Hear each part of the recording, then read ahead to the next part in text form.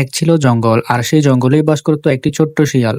তার মাকে শিকারীরা ধরে নিয়ে গেছিল, তাই তার মনে অনেক কষ্ট, আর সেই কষ্ট নিয়ে সে বনে জঙ্গলে ঘুরে বেড়ায়। সে জঙ্গলে দৌড়াচ্ছিল এবং হঠাৎ তার সামনে একটি কথা বলা বটগাছ দেখতে পায়, আর সে বটগাছটিকে সে সব কথা খুলে বলে। সে জানায় যে তার মাকে কিছু শিকারীরা ধরে নিয়ে গেছে। বটগাছ শিয়াল ছানাটির মনের কষ্ট বুঝতে পারে এবং এরপর দিন থেকে বটগাছের সাথে গড়ে ওঠে শিয়ালের বন্ধুত্ব। তারা একসাথে হাসি খুশি খেলা করত, দুইজনে একসাথে সময় কাটাতো।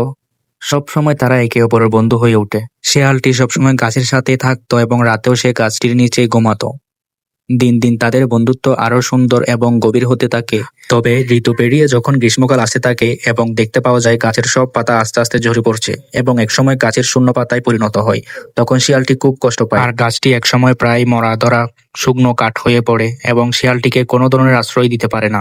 আর গাছটি বলে, বন্ধু শিয়াল, তোমার সাথে এতদিন দিন যাপন করে অনেক ভালোই লাগলো, কিন্তু হয়তোবা এখন আমাদের বন্ধুত্বের শেষ সময় চলে এসেছে, তাই তোমাকে ছেড়ে আমাকে চলে যেতে হবে।